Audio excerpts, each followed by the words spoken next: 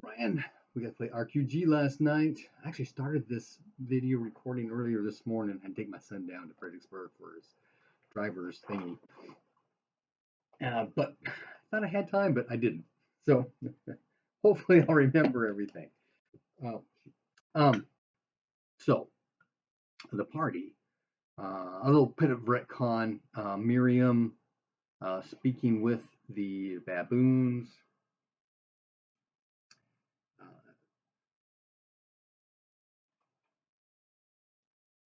Officiated appropriate funerary rites. They held a small pyre and a small cairn for what was left of the ashes, kind of thing, for the two bodies that were killed. So that took time. So they didn't get to Clearwine until after dark. So it was late. And they make their way up to the palace area, and the guards there know the party because they've been up to the palace a few times, right? Well, another piece of the puzzle that I didn't pull out that night, maybe I could have. It would have been interesting. But anyway, Darstakos has been visiting with one of the palace guards up here. I forgot her name, but we've got it written down somewhere. During end of season phase downtime kind of stuff, I've been emailing with the players. Okay, these are the kind of things I see happening while you're doing your stuff. And so there is some PC NPC interaction things happening. But anyway, so the guards, recognize them. Well, what's going on now? We've got these baboons. They ambushed us. We killed a couple of them, but we have these two taken prisoner. And then Davin starts to discuss the fact that these baboons have been sorceried. And one of the guards, takes a step back. That's kind of like, these are possessed things, because I started thinking out how much sorcery is there in Glorantha, right? So there's only one cult that deals with sorcery, and that's Lancromai. How many Lancromai initiates take the sorcery path instead of the spirit magic, rune magic path, right? I'm thinking probably not a lot. It turns out that Nestor, Lost Speaker, is in fact a sorcerer as well, so that kind of helps out the party later on. But so there's just sorcery stuff. So I've got that kind of vibe. I'm trying to play in the world as well. But they've got cells they can put these baboons in. In regards to, they'll report to their captain in the morning, and probably expect to get some kind of summon from Queen Leica tomorrow sometime. So party then goes back down, to the back to the clan side of the city, where they have residences, etc. But there's a question of Miriam, because Miriam doesn't have a house, here in town. She's, out in the village kind of thing. And so, but it makes sense to me that she could stay at the clan longhouse. It's open for everybody kind of stuff. She's a member of the clan, so she spent the night there. There's some discussion. I don't remember exactly what it was, but that's all in the live play in the description if you're into that kind of thing. And this session was all RP. I don't go off the cuff very well. I try to use dice to give me a feel for how people are reacting and what they would say and that sort of thing. So there's a lot of times where it's kind of quiet, where I'm kind of rolling dice off on the side. Sorry. But if you listen at 1.5 speed, it'll take you only 2/3 of the time, right? So sometime during the day, next day. Oh, and Miriam wants to do a spirit walk and search for a spirit that has the mobility spell, because she wants to then be able to teach the mobility spell, I guess, to the rest of the players. Not sure exactly who it is that he has in mind on giving that to, but that's her intent, right? So we actually pushed that off to after the end of session kind of stuff. And I think I caught part of that at the very end. After everybody's left, we're still talking, because Miriam, David, and I are discussing some First there's the spirit walk to get the spirit and how all that works out and things that happen. But then we get into some issues where we found out that Miriam's player did not understand the character creation process properly because she had all of the rune special rune magic spells and all the enchantments as well. And going, no, that's what happened. So we had to go back in. Okay, pick 3 from page 75, and then you can pick one more from page 291, which includes the enchantments, because enchantments are the special providence of rune level characters, right? But I digress. So they're summoned up to the palace. There's Queen Lika with some of her circle there, and she says, "Oh, what have you brought us this time? What's been going on? What's happening?" Because she did not send them out this time. They went off on their own, did their own thing. So there's discussion about initially it's all about the baboons getting ambushed. That's very interesting. And then there's some discussion between David and Hester about, we need to show you some of these runes, and we need to do some, analyze magic kind of stuff, see what's really going on with this stuff. And at one point, they cut off to do that, and there's a little minor thing where they're doing that. And while that, maybe that is happening. While that's going on, this party, okay, well, this is going on. So I get the party talking about stuff, and they brought up the Karsh Kid deal. So, whoa, that's of import. That's something you don't hear about every day. That's something significant. Where this happened, who's involved, what happened, how many, all that kind of stuff. So there's some of that going on.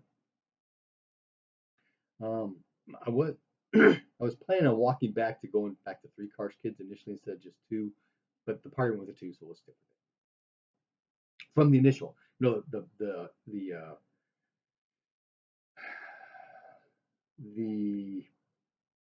patrol, the patrol that went missing appeared to have been destroyed by 2 Karsh Kids. They talk about this and going there to the chaos spot, and some discussion about that all going on, and we may need to have you go check that out. And the players are asking, during, oh yes, maybe they did ask Queen Lika while they were discussing about, they asked about this, well, the warlord from Prax, right? Comes out that it is in fact Argrath, and Jar Stakos had been with Argrath in Pavas when he's crowned king of Pavas, so he knows kind of who this person is. There's word that he was at Oldwind, and there's some time we're actually messing with maps showing, okay, here's Oldwind, here's Clearwine, how long would it take to get places and that kind of stuff. And what day of the season are we actually in now, and that kind of stuff. We actually spent a couple of days because they tried doing some interrogation with the baboons. So that's actually later. I'll wait. So stuff coming out. There's discussion about what happened at Two Sisters. Like there is a sinkhole there, and that their members of the circle there were doing some kind of undermining, not undermining of ground, but undermining of the power structure. So there have been some arrests there.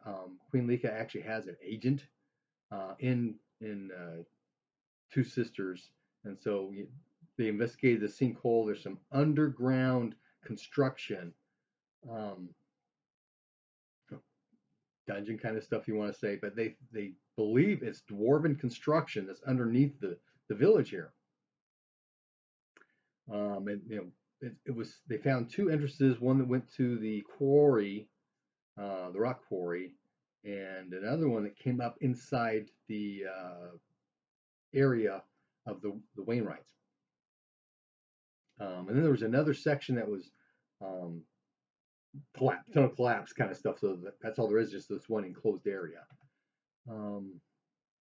That's all they knew at that point and could share.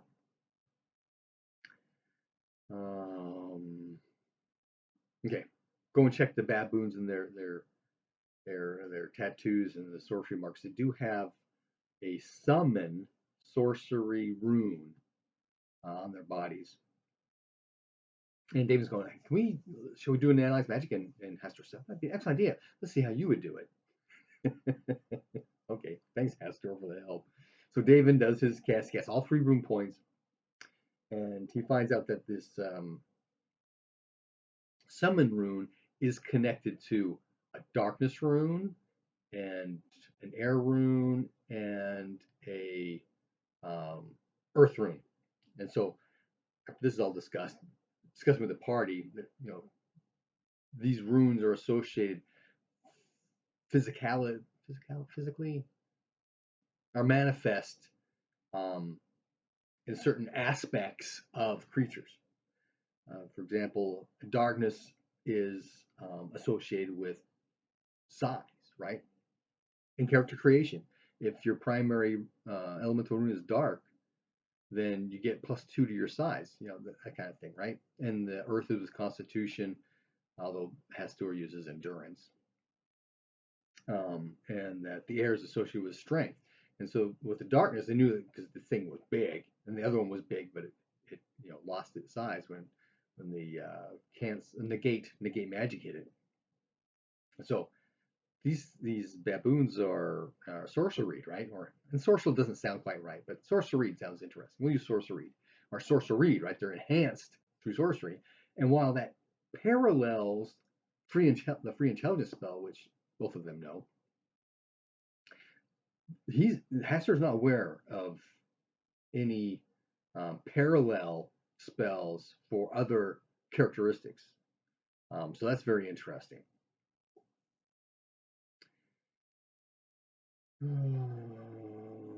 Okay, so I think that's all really happened at the palace with the circle. They do finally ask Queen Liga what she would like them to do.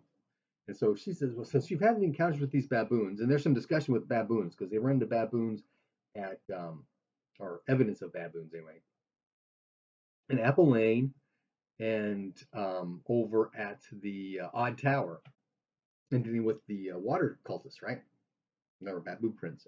They weren't giant baboon prints. No, they're just regular baboon prints. So there's this baboon activity occurring. Queen is worried about these sorcery baboons. Is this a threat to the tribe? Is this something we need to go and take out? Obviously, they're some kind of danger. So she wants them to go and figure out what's going on, track this thing down. Okay, so that's their mission. She dismisses them. They go back to the baboons to do interrogation. Of course, Arrestra just wants to go find the butcher shop, soak her axe in blood, douse herself with it, and go and say, I killed the other one. Are you going to answer our questions? That kind of thing. Intimidation. Because she's that kind of person. But David, hey, maybe we should be a little softer, at least initially. So let's do good cop, bad cop kind of thing. Okay, so use of glamour, increase your charisma, increase your communication skills, which includes charm, but also intimidation. Who's got the highest charm skill? Nobody's got charm skill, so it's all the same. But who's got the highest bonus is what it comes down to. Who's got the highest communication bonus? And it turns out that that's David. So they cast glamour on David. He goes and talks with they sent Miriam in first to see the female baboon. And there's a couple things about the female baboon because she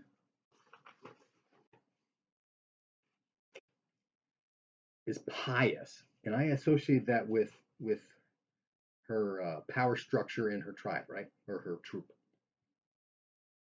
But she's also prudent, and I rolled a critical success on her prudent, right? So she's going to be very, very prudent about the situation, but she's also very concerned about, keeping, their warlords, not warlord. They call the master on occasion. I was trying to think of another title that they would give him because of their own power structure, right? So she's very protective of that as well. And so, this comes across, okay, I can't talk about him. I just can't. But she's also being prudent. I don't want you to kill me. So I'll tell you what I can. So some stuff comes out. I don't remember all of it. Some of the players did because it came out later on during some of the role play. But apparently she said that they were sent to take out the party because they were troublemakers for somebody. I don't know if it came out at that point that the somebody was not their leader guy, somebody else, right? That's all I really can remember about the female baboon. They ended up taking a couple days to do this because they first tried to inspire themselves and failed on them. Okay, this is not working. Let's go come back tomorrow, kind of thing, right? So we've got some days going by. We end up with where's my calendar? The session ended on Fire Day of Harmony Week, which is the summer solstice, by the way. Although I don't have I got rain weather on this, but I don't have daylight on this one. That's after a couple of days of trying to get investigation and stuff going. So come back later on. This time they do glamour on David, and David uses his truth rune to inspire his charm because he's trying to get to the truth of what's going on, right? But he's going to talk with the male baboon. The male baboon, which I had indicated was chivalrous, right? He's he's high and forgiving, generous, just, modest, and some mercy, but he is suspicious, right? So he's got a slight dichotomy going on there. But so he's generally helpful, right? But when he comes in to talk to him, he was suspicious about okay, what's going on here. And so they're asking him questions. There's some things he just doesn't know, and that kind of confused the party because um, while they were while all the baboons were at the what's it called, the briefing, right, to go take out the party. Um, the female baboon seemed to know more than the male baboon, and that kind of confused them. But then it came out to hey, maybe the girls talk together, kind of stuff, right? I don't think they were able to get much out of him. Lots of weird rolling going on. That's where a lot of the dead time, if you watch the live play, are. What does this guy really know, and how much is he willing to give, and that kind of thing. And they're not going to take him back to the camp. No, we can't do that. In fact, at one point he said, "Hey, why don't you let me go? I'll go talk to our leader. I'll tell him what you want to know, and see if we can't come to some kind of consensus or resolution, right?" So he's presenting that as an option. Okay, so that's what got out of the interrogation stuff. Not a whole lot. But then they meet up with Hastor, and hey, Hastor, I burned all my rune points. Can you come and do mind read? So he goes up there and he actually does truth talk too. He does truth talk and then mind read. And so his power is 18. The baboon's powers are down in the teens, 13. I didn't even check the girls. Hers is actually fairly high, if I remember right. Yeah. So, but 75% chance to get stuff out of the male baboon's thoughts, right? So they're asking him questions, and Hester's reading the surface thoughts. So they collude together that their troop is staying in a temple complex ruins of a temple complex kind of thing. It's not big enough to be a city. There's more than just one building, right? So it's a complex of buildings. It's ruins. It's on a finger, a forested finger, near a river on one side, and by the river there is a human village, like right there on the river. I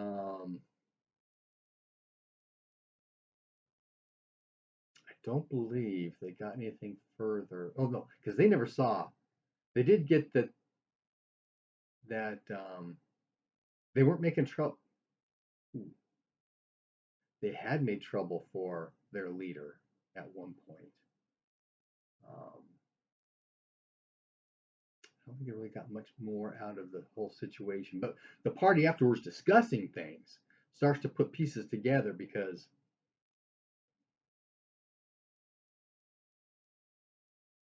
they had interfered with his experiments. The leader is doing experiments, wherever they are, right, in these ruins, research and that kind of thing. And they even put the summon size rune magic thing or sorcery together with one of the earlier on adventures we had with the giant saber-toothed cats, right? Because they were probably ensorceried as well then, and that's how they were so big. So they have in fact interfered with this, and then they're trying to figure out how the spider possessed herders are tied in with all this, and then the dark trolls they had worked with at the upland marsh edge, um, were not acting normal. I don't know if that came out that they were possessed or not, but they weren't acting normal, so they got killed. Something went on with them, and then there's this. It was we did. I tried to find in my previous postings. Oh shoot, we're getting 20 minutes. Sorry guys. Postings that where did this you know Bruce's character at some point said, "I see you, black winged um, beaked creature deal," right? He said that out loud at some point. And when I mentioned that, the player remembered, and it was with the spider guys. He doesn't remember now how he had a spell going to get that off the surface thoughts of one of the attackers, but that happened. But he said it out loud, so Rester heard that. And the little tattoo thing they've got looks like a chicken, a rooster, like a rooster, right? It's got called a rooster, except a chicken's body's round, right? But this thing is not. It's long and it's got 4 legs. So they're trying to puzzle all this thing out. How's this all tied together? Maybe it's this creature that's doing all this controlling stuff, but why and how and that kind of stuff. That's kind of how the session ended. With a lot of questions, but a lot of old data coming forth, which is really really cool. That was cool. Um, and then players start dropping out. We were after midnight at that point, and I started dealing with Miriam doing her spirit walk to get the mobility spell, right? And the way I do spirit magic spells and spirit magic strength, so the higher numbered spells are known by higher strength spirits, right? And the way I do it is you've got um, the really weak spirits. They got a D6 power and a D3 charisma. They know 1 point spells. Then you go to like 2d6 power and a d6 charisma, I think, 2 point spells. And you go to 3d6 power, 3 point spells. 3d6 plus 6 is your 4 point spells. That's how it all works out. So technically, you can get to like I think it's a 9 or 10 point spell when you get to god names, right? So 1 point spell, easy, plus 20 on your spirit travel to find this thing, and she rolled an 1, critical success. So okay, that should really give her something. So we talking to herself, maybe this spirit knows more than 1 spell then, because spirit is going to. In RQ3, they had spell spirits, which knew a spell, but these are spirits that have a life of their own, so they would know, generally, especially when you get to the higher level spells, higher level spirits, they would probably know more than 1 spell, kind of thing. So yeah, sure enough, this one knows 2 spells. It's got mobility and it has Magic Point Spirit Matrix. Magic Point Matrix Spirit Spell. And that got really complicated because you got Magic Point Matrix Enchantment, which is a spirit spell. It's also a rune magic spell. There's also a version of sorcery, right? And so it got trying to clarify for the player the differences here, right? He says, well, I've already got that. And that's where we discovered, okay, no, we did character creation wrong here. Go back to page 75, Dakafal, pick 3 of those special rune magic spells. Okay, erase all the other ones. Now, he had 4 rune points, so he sacrificed 1 extra once, or she did. So we go back to page 291, I think it is, where we got Dakafal, the full layout. And okay, we'll assume that 4th rune point was sacrificed after she became a shaman, so it could include enchantment if the player wanted, right? So you got the full list of special rune magic, I think it's the same. I didn't really double check it, but it looked like it's pretty much the same. But then you add in the enchantment. So 3 from page 75, 1 from 291. There. And now, oh, this player has a spirit trapping crystal, a spirit spirit binding matrix. Already, it was one of the magic item things. Shit, 2 is beyond me, but so we started discussing. Okay, it's a 2-point matrix, so you can capture any spirit with 2 or less characteristics, and the spirit does. So she could just capture it in there, and then as long as she's got a hold of the matrix, have the spirit cast the spell, right? And spirits cast their spells at 100%. There's no power. Well, I still roll because there's a 96 above is a failure, right? And so she doesn't need to use her charisma to hold that spell. It's extra, right? And there's some discussion about in sorcery, you can do a ritual to forget a spell to free up your free intelligence, right? Can you forget a spirit magic spell? Well, you don't really forget, you release it, right? As soon as you want to get it back, you can't just learn it. You've got to go and relearn it, right? So there's a cost value there. So there's some discussion about that. And then kind of bring up the fact that, your fetch can bind spirits to it as well, as long as the spirit's magic points don't get larger than the fetch's spirit points. So you could just have after you captured this spirit, have the fetch hold it. And you still have your crystal open, and you can still make the spirit cast its spell, and neither of you have to, use your charisma points to hold it. So there's a lot of this stuff all of a sudden. Whoo! Yeah. Spirit stuff can get really complicated and wild. I didn't even touch packs, picking spirit packs, because it would get even wilder. And then there's the whole, okay, so if you know the magic point matrix spell, and you create a magic point matrix, that's going to take a point of permanent power or more, right?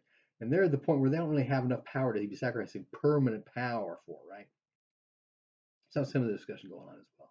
Really interesting discussion. Very good to get the player seeing some of this coming about.